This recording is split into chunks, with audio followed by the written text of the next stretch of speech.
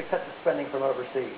But if two individuals want to get together of the same sex and call themselves married, I mean, it's totally irrelevant to me unless they try to impose their will on me. I'm an OB doctor, and I see abortion as killing. I don't even believe in the income tax. Most of our history, we didn't have an income tax. You never have to give up personal liberty to be more secure. Ron Paul speaking during the campaign in New Hampshire. The book is The Revolution, a Manifesto by Congressman Ron Paul. When you've been saying, I've been reading about you, following you for years. This is nothing new. I mean, this has been your way of thinking, your way of speaking, long before you became a presidential candidate, long before you became a Republican too, right? Where did you come to this philosophy? Is it a true libertarian philosophy? Well, I claim that I was born with it. I think a lot of us are born with instincts. We'd like to be left alone in our privacy, and my instincts were there. I think I was conditioned over the years by our educational system and what our government tells us and what we hear on television that, you're a strange person because you believe that. But then in the 1960s, as I was studying medicine, I also got fascinated with studying economics, and I came across this Austrian school of economics and reading Mises and Hayek and Murray Rothbard and these individuals. All of a sudden I found that these are intelligent people who understand it, and they're really making my points. And then I felt very comfortable about it. When the system collapsed, our previous monetary system, the Bretton Woods system, collapsed in '71, it sort of confirmed it, that the Austrian economists were right. And that's when I offered my services in the political system and ran for office in the '70s. And it turned out the '70s were terrible. Guns and butter in the '60s paid for with devastating problems in the 1970s. And we've just repeated the same problems what we had in the 1970s. That's what we're facing today. You ran with a libertarian? Well, I was always a Republican. I was in Congress for 4 terms in the 70s and the 80s. Right. And then when I was out of office, I was out for 12 years, I did take 1 year out. I became the Libertarian Party candidate, and that was in 1988. And then when I ran again in 97, I ran as a Republican. I've seen it said many times that most Americans probably have a libertarian mentality, but they don't know it. And so it's always been the great question, how come the Libertarian Party can't manage to tap into that? Well, I think there's 2 reasons. I think their image has been tarnished. Sometimes it was encouraged by themselves, because when you believe in liberty, you allow people to use their liberty in different ways, and it becomes libertine, and they get this libertine image. And that was part about it, where I was a very conservative individual who believed in liberty. I hope I compensate a little bit for that. But the other reason is the laws are very biased, whether it's the Libertarian Party or the Constitutional Party or the Green Party, very tough to compete. You don't gain credibility. You don't get into the debates. Now, I've had a fairly successful year if you measure how many people I've reached and how much excitement we've caused. How much money you've raised as well. Yeah, and the money. But if I had declared a year ago that I planned to run as the Libertarian Party candidate, I may well have been able to gain that nomination, but I don't even think we'd be having our interview right now. Well, we might surprise you. But it's been said that as of when we go to tape right now, you still have $4 million in campaign cash out there. Is that true? 4 or 5.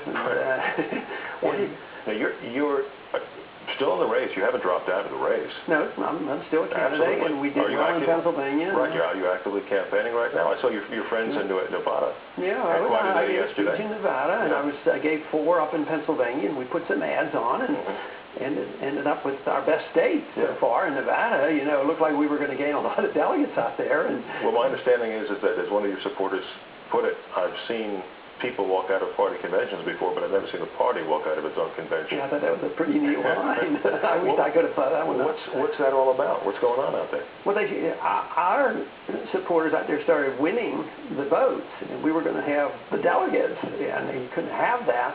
I don't really know the details. I gave a talk and sort of encouraged them to, practice what they preach, and they were winning it, and then they closed down shop before the delegates were nominated. So I guess it's up in the air. Are they going to sneak behind closed door and pick their candidates, or what they're going to do? Well, with that considerable campaign coffers you still have left, you could take legal action if you chose. Are you going to? Yeah, you could, but boy, I've been involved in a few of those. They're not very encouraging. They're delayed. They're costly. I'd just as soon work on promoting our cause and promoting our campaign than paying the lawyer for a legal case. So you're going to take it all the way up to the convention, I presume, Sure, right? we'll do that. And you will get it.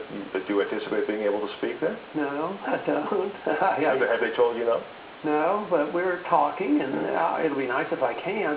And they have a little bit of argument, because I just can't jump up and down and enthusiastically say and cheer on John McCain, because... Will you support him? I don't think I'll be able to, because he and I don't agree on very much.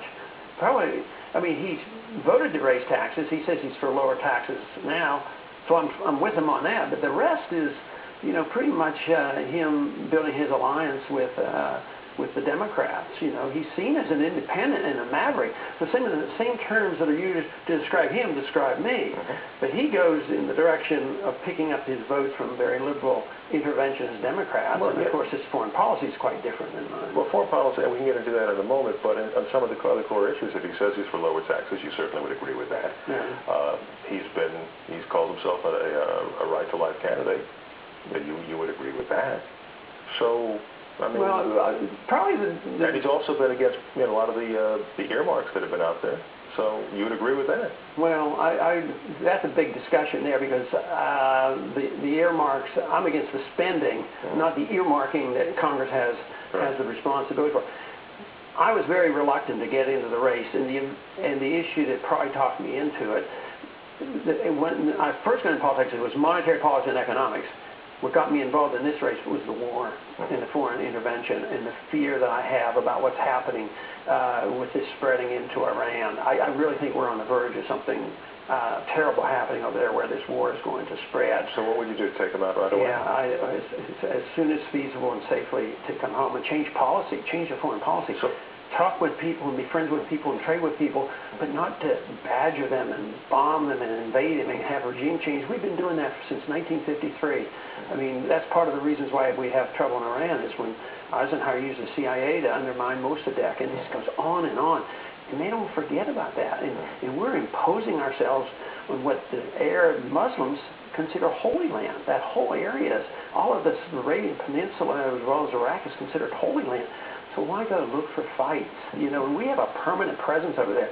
We have nearly $1 billion embassy in Iraq and 12, 14 permanent military bases. That doesn't sell well over there. Well, let's pause. We'll pick it up there and continue, and also talk more about economics as well. The book is The Revolution, a manifesto by Ron Paul.